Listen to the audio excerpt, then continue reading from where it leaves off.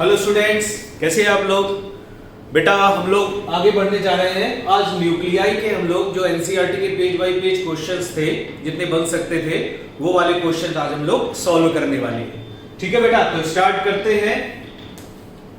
ये देखिए पहला क्वेश्चन है। इसमें कह रहे हैं the atomic masses of various elements expressed in atomic mass unit are close to being integral multiple of mass of. किसके integral multiple of mass of होता है? तो फर्स्ट वाला ऑप्शन इसका सही है बेटा, हाइड्रोजन।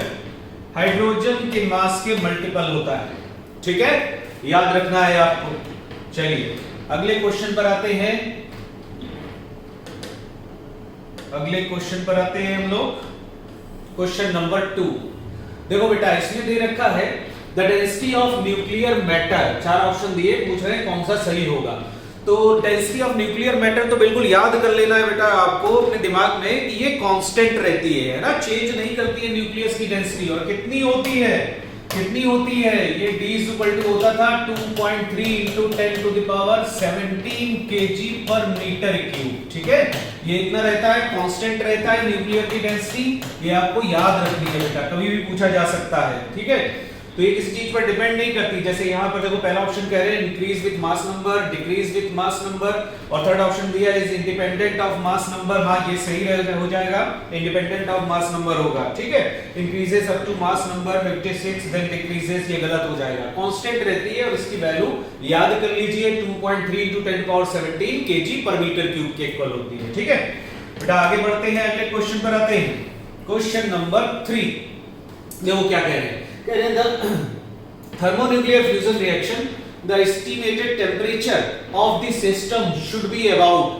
ठीक है, जब फ्यूजन रिएक्शन होती है तो कितना टेम्परेचर जरूरी होता है? तो वो टेम्परेचर होता है 3 into 10 to the power 9। बेटा याद कर लेना इसको, 3 into 10 to the power 9 kelvin के इक्वल होता है। ठीक है, ये एनसीईआरटी के पेज 456 से लिया गया है। चलिए आगे बढ़ते हैं, नेक्स्ट क्वेश्चन पर आते हैं। Question number 4। इसमें देखिए कह रहे हैं न्यूक्लियर फोर्सेस, न्यूक्लियर फोर्स, और यहां पर दे रखा है attractive for distance r is equal to 0.5 metre, repulsive for the distance r less than 0.8 fermi. तो याद कर लीजिए बेटा, जो न्यूक्लियर फोर्स होता है वो एक डिस्टेंस होती है 0.8 फर्मी। इस डिस्टेंस से ऊपर ये अट्रैक्टिव होता है और इस डिस्टेंस से नीचे यानी कम डिस्टेंस पर ये रिपल्सिव होने लगता है। तो कौन सा ऑप्शन इसमें सही हो जाएगा? Repulsive for distance r less than 0.8 Fermi. Second वाला ऑप्शन ये सही हो जाएगा। क्लियर हुआ बेटा सबको? चलिए आगे बढ़ते हैं, नेक्स्ट क्वेश्चन पर आते हैं। Question number 5। कहते हैं the SI unit of activity is. SI unit बताना एक्टिविटी का कौन सा होता है? तो ये बैक्यूरेल होता है बेटा, याद रखिए इसको, इट इज बैक्यूरेल। ठीक है, एनसीईआरटी के पेज 447 से ये लिया गया है। चलिए अगले क्वेश्चन पर आते हैं। Next question is question number 6। ये एनसीईआरटी के पेज नंबर 441 से लिया गया है। देखो इसमें क्या कह रहे हैं, the mass of the iron nucleus is 55.85 unit and A is equal to 56। The nuclear density of the iron। फिर से न्यूक्लियर डेंसिटी पूछ ली है। तो बेटा ये तो सभी की सेम होती है, कांस्टेंट रहती है ना, तो क्या होती है? देखो कौन सा ऑप्शन सही हो जाएगा? थर्ड वाला ऑप्शन सही हो जाएगा, 2.3 into 10 to the power 17 kg per meter cube। ठीक है, चलिए आगे बढ़ते हैं, नेक्स्ट क्वेश्चन पर आते हैं बेटा। Question number 7। ये एनसीईआरटी के पेज 448 से लिया गया है। इसमें देखो पूछ रहे हैं 1 curie is equal to, 1 curie कितने के इक्वल होता है? तो 1 क्यूरी जो होता है वो याद रखिएगा 3.7 into 10 to the power 10 Becquerel के इक्वल होता है। ठीक है, इसी को डिसइंटीग्रेशन पर सेकंड भी बोलते हैं, यानी कि डीपीएस है ना, शॉर्ट में लिख देते हैं डीपीएस, यानी डिसइंटीग्रेशन पर सेकंड के इक्वल। ठीक है, याद रखना 1 curie is equal to 3.7 into 10 power 10 becquerel या डिसइंटीग्रेशन पर सेकंड के इक्वल होता है। ठीक है, क्लियर बेटा? चलिए आगे बढ़ते हैं, नेक्स्ट क्वेश्चन पर आते हैं। Question number 8। ये एनसीईआरटी के पेज 448 से ही लिया गया है। देखो कह रहे हैं half life of 92 uranium 238 undergoing alpha decay is 4.5 into 10 power 9 years। ठीक है, ये हमको T हाफ दिया हुआ है। ठीक, 92 यूरेनियम 238 के लिए। अल्फा डिके होता है, तो टी हाफ इसकी ये दे रखी है और कह रहे थे activity of 4 gram sample of 92 uranium 38, 4 gram sample की एक्टिविटी निकालनी है। ठीक है, अच्छा क्वेश्चन है बेटा। तो देखो एक्टिविटी का फॉर्मूला होता है R = लैम्डा n। ठीक, ये लैम्डा डिसइंटीग्रेशन कांस्टेंट होता है जिसको हम लोग लिख सकते हैं 0.693 अपॉन टी हाफ के इक्वल, और इनटू n, n ये नंबर ऑफ न्यूक्लियाई है जो हम लोग जो उस टाइम प्रेजेंट होते हैं उनकी वैल्यू होती है। तो नंबर ऑफ न्यूक्लियाई देखो यहाँ पर 4 ग्राम सैंपल लिया गया है, तो 4 ग्राम सैंपल के नंबर ऑफ न्यूक्लियाई इसकी जरूरत पड़ेगी यहाँ पर हमको। ठीक है, और टी हाफ की वैल्यू ये दे रखी है, तो यहाँ से एक्टिविटी की वैल्यू निकल आएगी। अब n की वैल्यू क्या होगी उसको देखो कैसे निकालेंगे। तो यहाँ पर देखो 92 यूरेनियम 238 जो है, तो इसमें 238 ग्राम जो यूरेनियम होगा उसमें कितने नंबर ऑफ एटम्स होंगे, एवोगैड्रो के इक्वल, यानी कि Na के इक्वल। ठीक है, तो 1 ग्राम में कितने हो जाएंगे, Na अपॉन 238 के इक्वल। तो 4 ग्राम में कितने हो जाएंगे, तो 4 ग्राम में तो 4 into Na अपॉन 238, इतने एटम्स हो जाएंगे। बस ये वाली जो वैल्यू है उसको यहाँ पर पुटअप कर दीजिए, और टी हाफ की वैल्यू ये दे रखी है, इसको यहाँ पर पुटअप कर दीजिए, और बस इसको सॉल्व कर लेंगे, एक्टिविटी की वैल्यू आ जाएगी। तो बेटा इसको जब सॉल्व करते हैं तो ये थर्ड वाला ऑप्शन आ जाता है 4.9 into 10⁴ बैक्यूरेल के इक्वल। ठीक है, समझ आया बेटा सबको? ओके, चलिए आगे बढ़ते हैं, नेक्स्ट क्वेश्चन पर आते हैं। क्वेश्चन नंबर 9 देखो इसमें दे रखा है, कहते हैं 1 milligram radium has 2.68 into 10⁻18 atoms. Its half life is 1620। इसकी जो हाफ लाइफ है वो हमें 1620 इयर्स दे रखी है। ठीक है, ये टी हाफ हमको दिया हुआ है, 1620 ईयर हो गया। अब उसके बाद कहते हैं how many radium atoms will disintegrate from 1 milligram of pure radium in 3240 years। इतने टाइम में कितने एटम्स डिसइंटीग्रेट हो जाएंगे ये हमें निकालना है। ठीक है, कितने डिसइंटीग्रेट हो जाएंगे वो वैल्यू निकालनी है।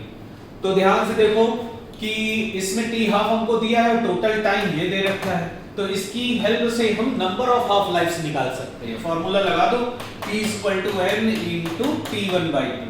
तो टोटल टाइम हो गया 3240 इक्वल टू n इंटू 1620। इससे देखो ये 2 बार चला जाएगा, तो n की वैल्यू आ गई 2 के equal, number of half life 2 हो गई।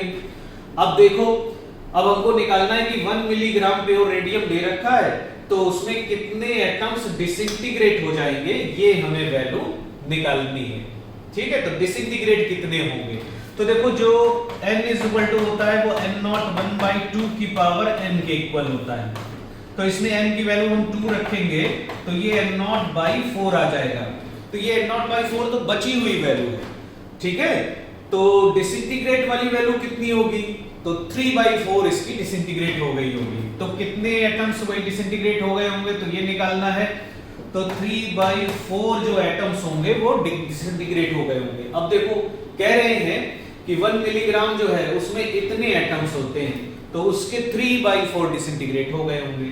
तो 3/4 इंटू इतनी वैल्यू हो जाएगी 2.68 इंटू 10⁻18।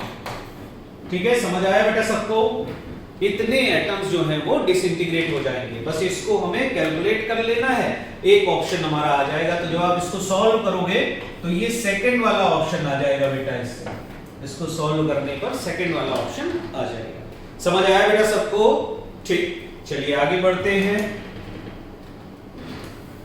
क्वेश्चन नंबर 10 पर आते हैं। क्वेश्चन नंबर 10 में दे रखा है, ये एनसीईआरटी के पेज 448 से लिया गया है।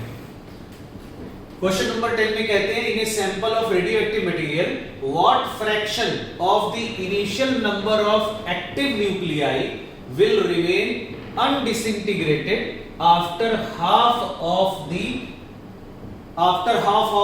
Half life of the sample.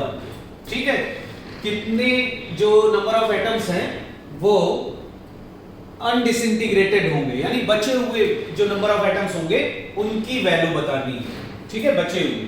तो देखो जो टाइम लग रहा है, वो टाइम कितना है, कह रहे after half of the half life of sample, यानी कि t is equal to n into t1/2 अगर हम ये लगाए तो ये वाला जो टाइम है वो कह रहे हाफ है हाफ लाइफ का, मतलब t की वैल्यू क्या हो जाएगी 1/2 of t1/2 equal to n into t1/2। तो t1/2 से t1/2 कैंसिल, तो यहां से n की वैल्यू आ गई हाफ के इक्वल, ठीक है, नंबर ऑफ हाफ लाइफ्स हो गई हाफ के इक्वल। अब वैल्यू निकालनी है कि कितने बचेंगे, तो देखो n इज इक्वल टू होता है n0 1/2 की पावर n, तो ये बन जाएगा n0 1/2 की पावर 1/2, मतलब ये आ जाएगा n0/√2, तो 1/√2 हो जाएगी। तो कौन सा ऑप्शन सही हो जाएगा, थर्ड वाला ऑप्शन इसका करेक्ट हो जाएगा। ये क्लियर हुआ बेटा सबको, ठीक। चलिए आगे बढ़ते हैं, नेक्स्ट क्वेश्चन पर आते हैं, क्वेश्चन नंबर 11। ये एनसीईआरटी के पेज 439 से लिया गया है बेटा। देखिए इसमें कहते हैं the natural boron of atomic mass 10.81 unit is found to have two isotopes B10 and B11.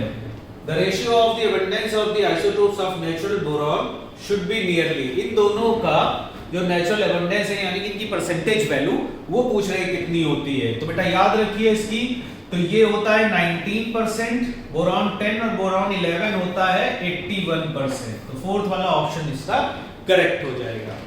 चलिए अगले क्वेश्चन पर आते हैं, क्वेश्चन नंबर 12। ये बेटा एनसीईआरटी के पेज 457 से लिया गया है।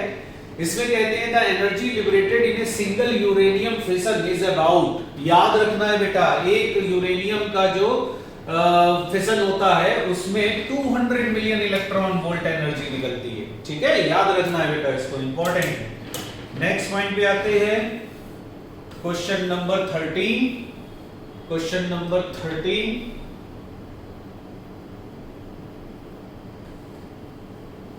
13 में कहते हैं कि पेज नंबर 450 से लिया गया है।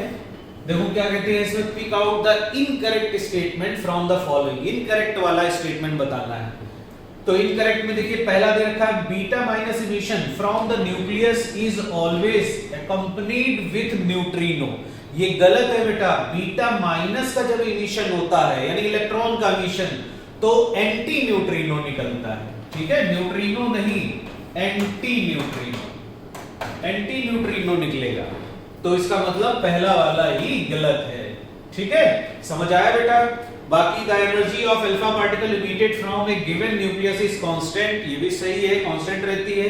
Gamma ray emission makes the nucleus more stable, ये भी सही है। गामा रेज जब निकलती है तो वो जो nucleus alpha beta gamma decay करके बनता है तो वो अनस्टेबल स्टेट में होता है, तो उसको स्टेबल स्टेट में पहुंचाने के लिए गामा रेज इमिट करती है।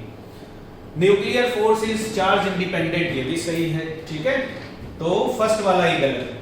चलिए आगे बढ़ते हैं, नेक्स्ट क्वेश्चन पर आते हैं, क्वेश्चन नंबर 40। ये बेटा पेज नंबर 441 से लिया गया है। देखो इसमें क्या कह रहे हैं, कहते हैं the radius of spherical nucleus as the measured by electron scattering is 3.6 fermi, ये रेडियस दे रखी है 3.6 फर्मी के इक्वल है। फिर इसके बाद कहते हैं what is the mass number of the nucleus most likely to be, इसके करस्पॉन्डिंग जो मास नंबर होगा वो निकालना है। तो देखिए रेडियस का मास नंबर के साथ रिलेशन होता है r is equal to r0 a to the power 1/3, ठीक है, इस फार्मूले का यूज कर लेना है। तो देखिए रेडियस की वैल्यू हो गई 3.6 फर्मी के इक्वल, और ये r0 की वैल्यू 1.2 फर्मी के इक्वल होती है इनटू a की पावर 1/3। तो 1.2 से ये 3.6 कैंसिल हो जाएगा 3 टाइम्स, तो 3 is equal to a to the power 1/3 हो जाएगा। इसका क्यूब कर दो दोनों तरफ, तो 3 की power 3 is equal to a बन जाएगा ये, तो a की वैल्यू हो जाएगी 27 के इक्वल। तो फर्स्ट वाला ऑप्शन करेक्ट हो जाएगा, ठीक है, समझ आया बेटा सबको? ओके चलिए आगे बढ़ते हैं, नेक्स्ट क्वेश्चन पर आते हैं, क्वेश्चन नंबर 15। ये एनसीईआरटी के पेज नंबर 450 से बेटा लिया गया है।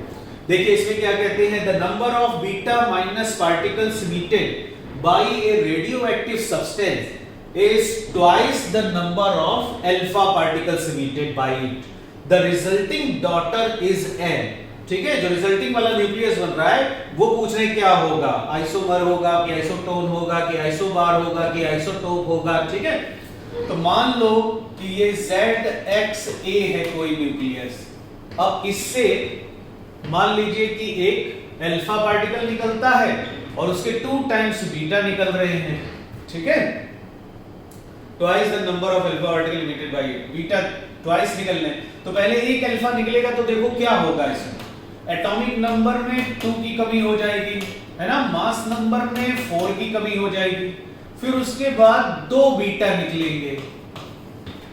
एक बीटा जब निकलता है तो एटॉमिक नंबर 1 बढ़ता है, 2 बीटा निकलेंगे तो एटॉमिक नंबर 2 बढ़ जाएंगे, मतलब कि रिजल्टिंग वाला ZXA-4 हो जाएगा।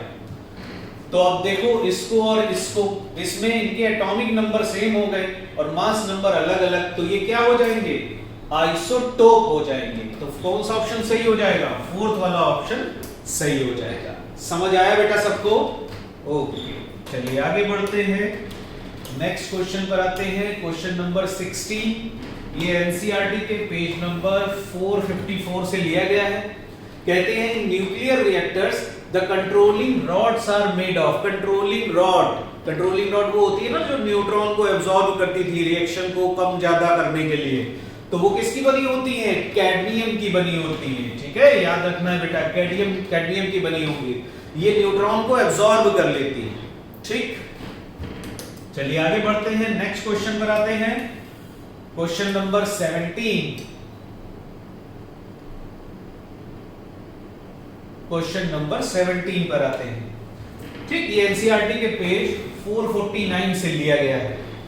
इसमें देखो क्या कह रहे हैं बेटा, कहते हैं nucleus with mass number 220 initially at rest emits an alpha particle.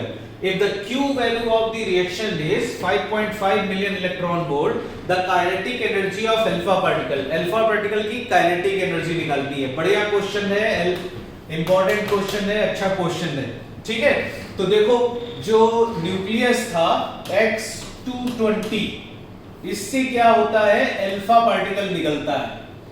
तो अल्फा पार्टिकल जब निकलेगा तो ये X216 बन जाएगा। ठीक है, और प्लस 2He4। ठीक, ये अल्फा पार्टिकल निकला और साथ में एनर्जी रिलीज होती है Q वैल्यू। वो Q वैल्यू हमको 5.5 मिलियन इलेक्ट्रॉन वोल्ट दे रखी है और पूछ रहे हैं अल्फा पार्टिकल की काइनेटिक एनर्जी कितनी होगी, ये निकालना है। तो अब देखिए इसकी जो Q वैल्यू होगी उसकी रिएक्शन बनेगी Q वैल्यू। अब ये एनर्जी के टर्म में है तो काइनेटिक एनर्जी में क्या लेते थे, फाइनल की काइनेटिक एनर्जी माइनस इनिशियल वाले पार्टिकल्स की काइनेटिक एनर्जी, यानी कि ये बन जाएगा kinetic energy of 216 plus kinetic energy of alpha minus हो जाएगा काइनेटिक एनर्जी ऑफ 220। ठीक है, ये रिएक्शन आ जाएगी हमारे पास। अब इसमें Q वैल्यू हमें दे रखी है 5.5 मिलियन इलेक्ट्रॉन वोल्ट। अब हमसे पूछा है कि अल्फा की काइनेटिक एनर्जी कितनी होगी, ये निकालनी है। ठीक है, तो अब ध्यान से देखिए, जैसे ये X220 वाला जो न्यूक्लियस होगा, इससे जब अल्फा पार्टिकल निकलेगा, ये शुरू में क्या होगा, रेस्ट पर रहा होगा। अब इससे अल्फा पार्टिकल बाहर निकला तो जो रिमेनिंग न्यूक्लियस होगा X216, ये अपोजिट डायरेक्शन में रिकॉइल होगा, ये अपोजिट डायरेक्शन में रिकॉइल होगा और अल्फा पार्टिकल इधर की तरफ जाएगा। तो इसमें क्या कंजर्व होगा, मोमेंटम कंजर्व होगा, दोनों का मोमेंटम, इसका जितना p होगा मोमेंटम उतना ही इसका भी है। तो दोनों के मोमेंटम को क्या करो, इक्वल कर दो। इक्वल करने से इनकी काइनेटिक एनर्जी में रिलेशन आ जाएगा। देखो इसके मोमेंटम को हम लिख सकते हैं √2 into mass of 216 into kinetic energy of 216।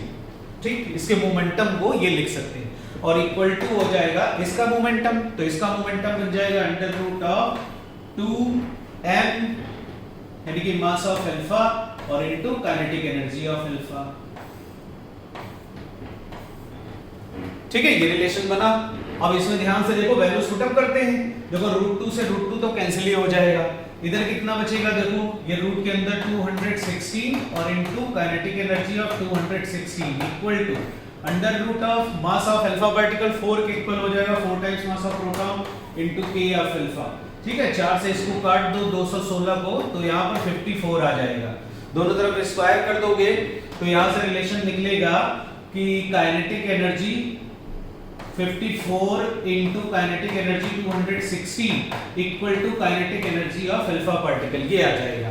ठीक है, अब यहाँ पर आ जाओ बेटा, काइनेटिक एनर्जी हमको अल्फा पार्टिकल की निकालनी है, तो ये जो काइनेटिक एनर्जी 216 की दे रखी है ना, इसको भी अल्फा के टर्म में लिख दो। वहां से देखो लिख सकते हैं काइनेटिक एनर्जी 216 को k अल्फा अपॉन 54 लिख सकते हैं, और प्लस k अल्फा हो गया और माइनस इसकी काइनेटिक एनर्जी तो जीरो हो जाएगी क्योंकि ये रेस्ट पर था इनिशियली। अब इसको ऐड करो बेटा, तो ये देखो 5.5 million electron volt equal to बन जाएगा ये 55/54 k अल्फा। ठीक है, ये पॉइंट हटाओ, इधर 10 नीचे बढ़ाओ और ये 55 से 55 कैंसिल, तो देखो यहां से k अल्फा की वैल्यू आ जाएगी 54/10 मतलब 5.4 मिलियन इलेक्ट्रॉन। तो काइनेटिक एनर्जी अल्फा पार्टिकल की आ गई 5.4 मिलियन इलेक्ट्रॉन वोल्ट के इक्वल। ठीक है, ऐसे सॉल्व करेंगे इसको। बहुत अच्छा क्वेश्चन है बेटा, इंपॉर्टेंट है, आ सकता है, इसको आप जरूर देख लीजिएगा एक बार। ओके बेटा, आगे बढ़ते हैं, नेक्स्ट क्वेश्चन पर आते हैं, क्वेश्चन नंबर 18 पर। ये बेटा पेज नंबर 455 से लिया गया है। देखो इसमें पूछ रहे choose the incorrect nuclear fusion reaction among the following. Incorrect वाली रिएक्शन इसमें कौन सी है ये हमें देखना है। ठीक है, इनकरेक्ट वाली रिएक्शन हमें देखनी है कि कौन सी है। ठीक है, चलिए देखते हैं। अब इसमें देखो बेटा, ये भी देखो फ्यूजन रिएक्शन होती है ना, सन में होती है, ये वाली भी होती है, ये भी होती है, ये फोर्थ वाली नहीं है, यही वाला ऑप्शन हो जाएगा, है ना, चूज द इनकरेक्ट। तो इनकरेक्ट में ये फोर्थ वाला आ जाएगा, ये नहीं होती है। समझ आया बेटा? चलिए आगे बढ़ते हैं, क्वेश्चन नंबर 19 पर आते हैं। ये क्वेश्चन लिया गया है पेज नंबर 444 से, पेज नंबर 444 से। देखो क्या कह रहे हैं, fission of nuclei is possible because of the binding energy per nucleon in them. Fourth वाला ऑप्शन सही होगा बेटा इसमें। Decreases with mass number eight